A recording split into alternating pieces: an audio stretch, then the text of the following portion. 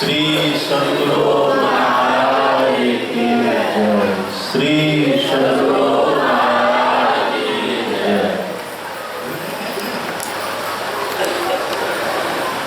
इस पावन स्थल पर सादर उपस्थित हमारे परम श्रद्धेय पूज्य स्वामी निरंजन बाबा,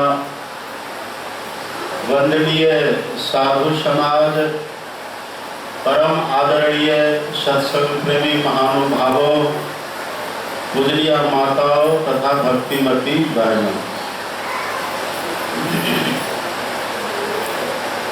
हम लोग जहाँ बैठ प्रभु सत्संग कर रहे हैं, यह अत्यंत पवित्र स्थान है। और यह स्थान आप सबों को विदित ही होगा कि पूज्यपाद महर्षि संत श्री परमहंस जी महाराज की कृपा से और उनके आदेश से ये आश्रम का निर्माण हुआ। और यहाँ बहुत दिन आकर के साल में कई बार यहाँ पर ठहरते भी थे, यहाँ रहते थे, विश्राम करते थे, यहाँ प्रायः आते रहते थे। उनकी चरण धूल से यह स्थान सिंचित है। और अभी यहाँ एक कार्यक्रम तो पूज्यपाद आचार्य श्री थे ही, एक को यहाँ से प्रस्थान किए गुफाघाट के लिए, तो उनकी भी चरण धूल यहाँ। कितना पावन यह स्थान है, कितना पवित्र यह स्थान है, जहाँ हम लोग बैठकर कभी सत्संग कर रहे हैं। और सत्संग भी जो आज हम लोग कर रहे हैं, परमाराध्य सद्गुरु महाराज का पावन जयंती समारोह मना रहे हैं। और प्रातः काल के सत्संग में आपने बहुत कुछ सुना था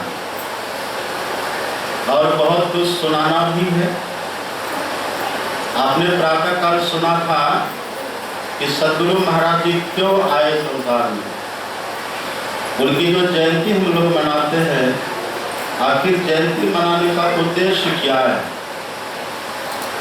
सद्गुरु महाराज जी क्यों अवतरित हुए, आपने सुना था सद्गुरु महाराज के वचन में। सद्गुरु महाराज जी कहते हैं, जीव हित आप ही आवे, सुरत को आई तारा। जीव का हित करने के लिए, जीव का कल्याण करने के लिए, उद्धार करने के लिए सद्गुरु महाराज जी आए। और आपने यह भी सुना था, कोई दयाल जगत में आवे, खोले चेतन सुख राह। सुख का मार्ग बताने के लिए सद्गुरु महाराज जी संसार में आए। आप पढ़ेंगे संत कबीर साहब की वाणी। संत कबीर साहब भी कहते हैं, संत क्यों आते हैं संसार में, संत का आने का उद्देश्य क्या है। तो संत कबीर साहब कहते हैं, उठते सतगुरु आइया,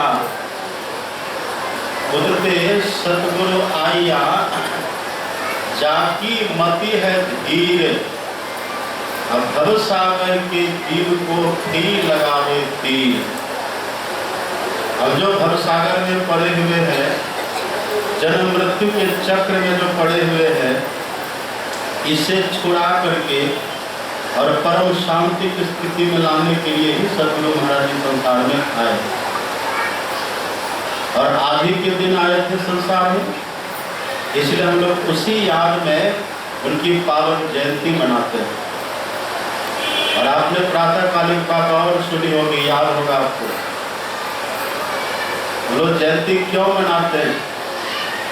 जयंती मनाने के मूल में हम सबका उद्देश्य है कि सद्गुरु महाराज जी जो हमारे इष्ट है, जो हमारे आराध्य हैं, जिनका हम ध्यान करते हैं, जिनके मस्तु की प्रार्थना करते हैं, जिनका हम भजन करते हैं, जो हमारे इष्ट देव हैं, उनके प्रति बहुत श्रद्धा हमारे भीतर है, उनके प्रति बहुत प्रेम हमारा जगे। बिना प्रेम का दर्शन होगा बिना प्रेम का दर्शन नहीं होता है। आप पढ़ेंगे ना रामचरितमानस में, सभी देवता सब मिलकर के ईश्वर की खोज कर रहे थे, भगवान की खोज कर रहे थे कि भगवान कहाँ मिले। उसी सभा में भगवान शंकर भी थे। तो शंकर भगवान से भी पूछा देवताओं ने कि आप तो देवों के देव महादेव हैं, आप तो सबसे बड़े देवता हैं, आप बतलाइए कि ईश्वर कहाँ रहते हैं और ईश्वर कैसे मिलेंगे, वे रहते कहाँ हैं, उनका दर्शन कैसे होगा, वो मिलेंगे कैसे, आप कृपा करके बतलाइए। तब भगवान शंकर ने कहा था, हरि व्यापक सर्वत्र समाना, प्रेम ते प्रकट होई मैं जाना। शंकर भगवान ने कहा था हरि मतलब दुखों का हरण करने वाले ईश्वर, हरि व्यापक सर्वत्र समाना, वो सर्वत्र है। सर्वत्र का अर्थ क्या होता है? निगु का सर्वत्र,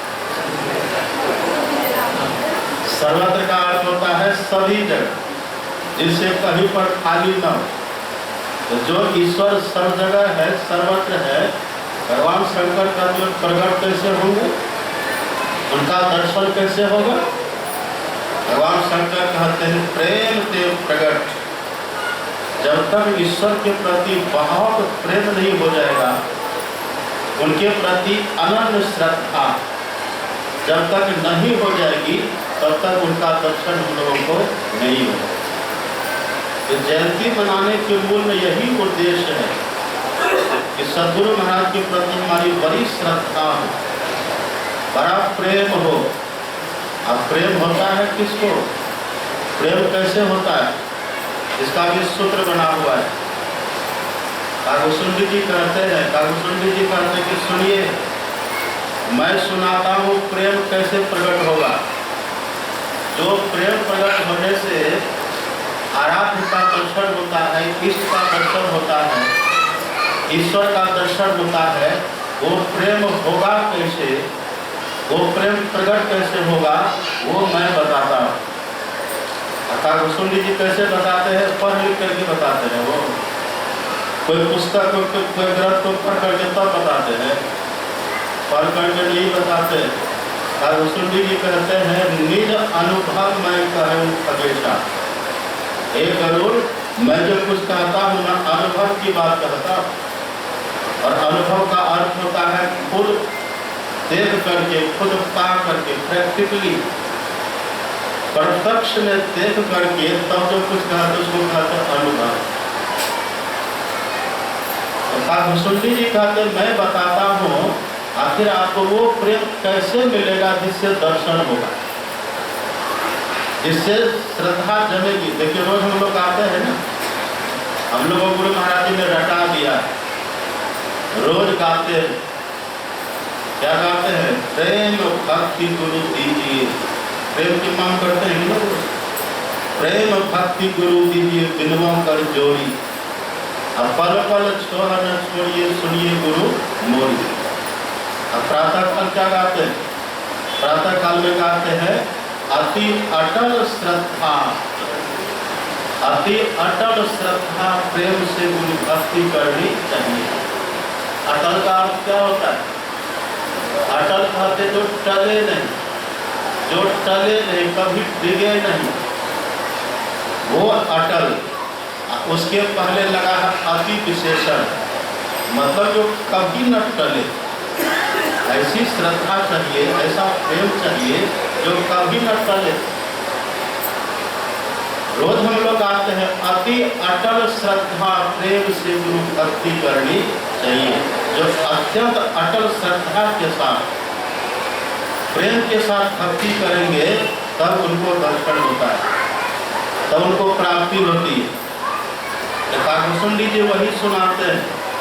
कागुसुंडी जी कहते हैं हे गरुड़, मैं जो कुछ कहता हूँ ना, वो मेरी पढ़ी लिखी बात नहीं है, वो मेरी सुनी सुनाई बात नहीं, किसी से हमने सुन लिया अथवा कहीं किसी ग्रंथ में हमने पढ़ लिया तब सुनाते हैं, ऐसा नहीं। वो कहते हैं मैंने जो किया, जिस तरह से मैंने किया, फिर जो मैंने पाया वही करता। निज अनुभव में कहे वो खगेशा, अपने अनुभव की बात कहता। क्या कहते हैं अनुभव के बाद? अब देखिए सूत्र देते हैं, बिनो जाने न होई प्रतीति। जब तक हम जानेंगे नहीं तब तक प्रतीति होगी। प्रतीति कहते हैं विश्वास। तो जब तक हम जानेंगे नहीं तब तक विश्वास होगा, तब तक विश्वास नहीं होता। तो सुन लीजिए, कहते हैं बिनो जाने न होई प्रतीति।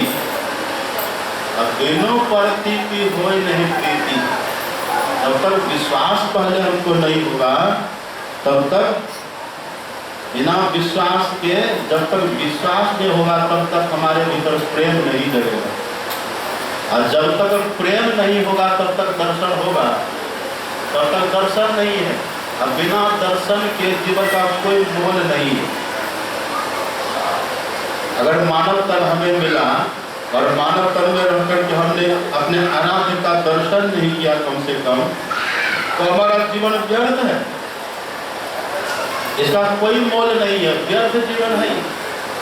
तो दर्शन होगा तब जब हमारे भीतर बहुत प्रेम होगा। अब प्रेम किनके भीतर होता है? जिनके भीतर विश्वास दृढ़ हो जाता है। विश्वास की मजबूती से प्रेम प्रकट होता है। अब विश्वास कैसे होता है? बिनो जाने न होई प्रतीति। जब तक हम जानेंगे नहीं तब तक विश्वास जमेगा नहीं। तो जयंती मनाने के माध्यम से कहिए अथवा और सत्संग के माध्यम से कहिए, हम ईश्वर के विषय में जानने का प्रयास करते हैं, हम जानने की कोशिश करते हैं। ईश्वर के विषय में कहिए, या परमात्मा के विषय में कहिए, या फिर सदगुरु महाराज के विषय में कहिए। अभी सुन रहे थे ना पाठ में, हमने बहुत सुंदर पाठ अभी सुना है। शंकर भगवान का मंदिर है, शंकर भगवान का मंदिर है, और उस मंदिर में भगवान शंकर का ही भक्त बैठा हुआ है। एक कागभूषुंडी, जो अभी कागभूषुंडी है ना, यही पहले कभी शूद्र शरीर में थे। और शूद्र का मतलब जाति पाति से नहीं, जिसके भीतर शूद्रत्व था, जिनके भीतर क्षुद्रत्व है, जिनके भीतर ओछा गुण है, जिनके भीतर जाति पाति का भाव नहीं है, चाहे किसी भी जाति के लोग हो, यदि उनके भीतर